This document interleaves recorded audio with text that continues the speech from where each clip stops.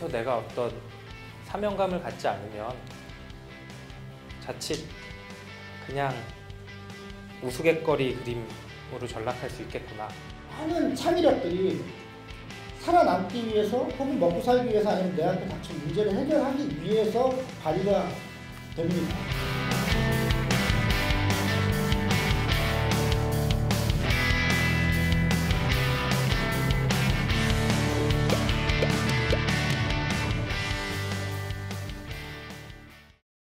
제가 양경수라는 이름으로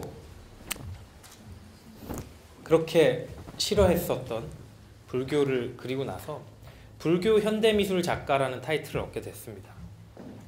불교 현대미술 작가. 뭐 이름도 길어요. 근데 나는 그런 삶을 살 생각이 없었는데 그렇게 되고 나니까 엄청 전시장 가면 가오 잡아야 되고 스님들 앞에서 되게 제가 불교 방송도 굉장히 많이 나갔어요. 고정 패널 하고 이러면 굉장히 불편한 거예요. 불교 현대미술 작가로 평생 살아갈 자신이 없다 해서 제 안에 또 다른 저를 만든 게 그림왕 양치기예요.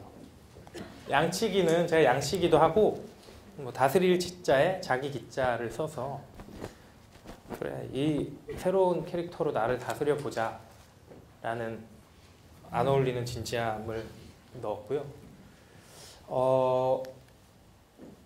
웹툰은 분명히 제가 할 수가 없었고 그렇다고 일러스트레이터도 아니어서 뭔가 웹툰과 일러스트 사이에 그림을 그리기 시작했어요. 처음에는 뭐 4컷도 그리고 2컷도 그리고 귀찮아서 이제 1컷만 그리게 됐죠. 처음으로 포털 다음에 스토리볼이라는 데 연재를 할 수 있었어요. 처음으로 연재를 하니까 댓글도 달리고 반응이 바로바로 오더라고요. 불교 미술도 물론 반응이 오지만 그건 전시장에 제가 찾아가서 그림을 걸어야 했고 그 그림을 보러 오는 사람들의 반응을 일일이 체크했어야 됐는데 이 포털이나 SNS는 그렇지 않았죠. 고료라는 돈을 받게 됩니다. 고료. 그림 팔았을 때의 느낌이랑 180도 달랐어요. 고료라는 돈은 정말 소통하고 공감해서 얻은 돈 같아서 기분이 너무 좋더라고요. 고료를 받았을 때. 그래, 이렇게 뭔가 사람들과 소통하고 공감하니까 크진 않지만 보람찬 돈을 벌 수 있구나. 누구와 내가 공감하고 소통할 수 있을까? 그리고 저의 인생을 바꿔놨다고 해도 과언이 아닌 약치기 그림입니다. 시작은 이게 처음 그린 그림인데 시작은 정말 단순했어요. 친구들이 맨날 욕을 하길래 직장 상사 욕하고 회사 다니기 싫다 해서 그럼 내가 뭐 그려봐야지 해서 그린 게 정말 시작이었고요. 이런 그림들을 계속 그리다 보니까 네이버 웹툰 전 웹툰 작가의 길을 진작 포기했었는데 전혀 다른 방식으로 네이버에서 연락이 왔습니다. 네이버 웹툰에 연재를 하자. 난 1컷인데 괜찮겠냐? 괜찮다. 1컷으로 원래는 직장인들의 애환 똑같이 그리려고 했어요.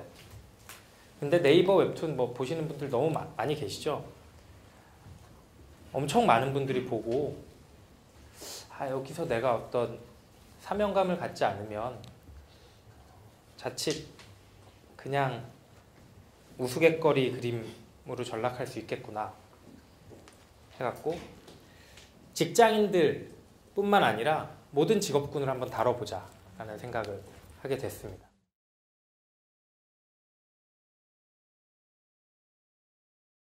이것도 결국은 창의력이란 무엇인가 강의하기 위해서 제가 계속해서 제 인생을 되돌아보고 내가 어떻게 만화가가 된다 안간힘을 써서 막 생각하다가 전혀 엉뚱한 데서 뭔가 생각이 났어요.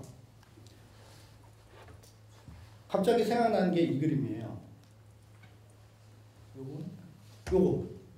과연 창의력이라는 게 인간한테 왜 생겼나를 처음에 생각해봤어요. 이 생각 저 생각 다 해본 거지만 생각해봤는데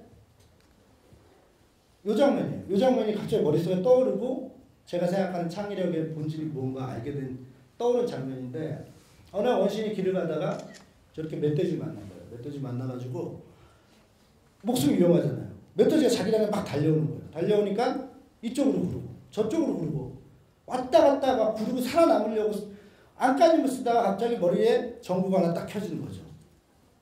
멧돼지는 직진만 하네. 그리고 전구가 2개째 딱 켜진 거예요. 그러면 그래갖고 저쪽으로 달려가서 절벽 앞에 서 있었던 거예요. 그리고 멧돼지가 달려올 때 피해서 멧돼지 절벽으로 떨어지고 목숨도 구하고 멧돼지 고기도 얻는. 이게 왜 떠올랐는지 모르겠어요.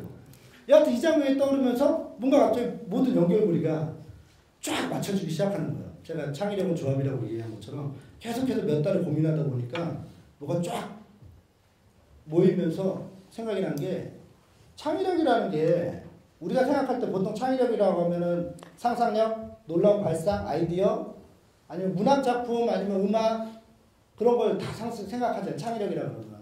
그리고 기발함. 특히나 기발함이 창의력이라고 생각을 하잖아요. 근데 제가 본질로 느낀 건 뭐냐면 창의력은 이게 아닐까. 이게 제가 찾아낸 창의력의 본질입니다.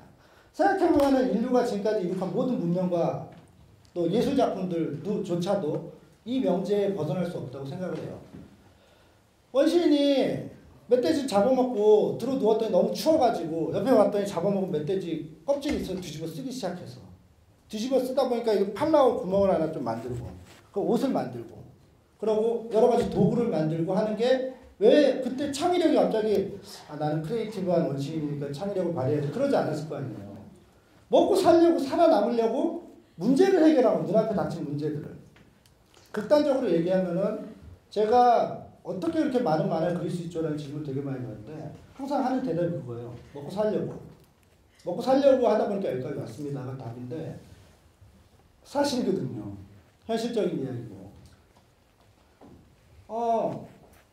많은 창의력들이 살아남기 위해서 혹은 먹고 살기 위해서 아니면 내 앞에 닥친 문제를 해결하기 위해서 발휘가 됩니다. 에디슨이 전구를 발명한 거나 원시인들이 도구를 발명한 거나 그리고 인류 문명을 바꾼 언어의 발명조차도 원시인들끼리 있으면서 막 꽥꽥거리면서 하는데 답답하니까 공통된 뭔가 음원을 찾고 해가지고 언어가 발달되고 언어를 계속 대화를 나누다 보니까 이거 좀 전달해야 되는데 안 되니까 문자가 발명되고 그 문자를 기반으로 전설들이 채집되면서 문학이 형성이 되고 그러면서 우리가 아는 크리에이티브한 여러 가지 이제 서사들이 나오기 시작하고 또 여러 가지 발명들, 증기기관부터 시작해서 전기라든지 지금 로켓까지도 눈앞에 닥친 문제들 이 중에는 생존을 위한 문제들이 아닌 경우도 많이 있겠지만 본질적으로 먹고 살기 위해서라는 문제까지 겹친다면 직업인들이니까 많은 크리에이터들이 만약에 먹고 사는 문제가 아니면 그 크리에이터들이 그렇게 노력을 했을까 이걸 해결하려고 노력을 했을까 하는 생각까지 좀 더 과하게 덮어 쓴다 그러면 이 명제에서 벗어나는 창의력은 흔치 않은 거예요. 정말 순수하게 정말 나는 뭔가 문학적 성취를 위해서 노력하는 순수 예술가들도 많이 있겠지만 그분들도 머릿속에는 자기 앞에 놓인 문제에 저 앞에 있는 여자친구한테 관심을 얻기 위해서 뭔가 글을 잘 써보려는 문제를 해결하기 위한 게 발단이 아니었을까 생각을 하거든요.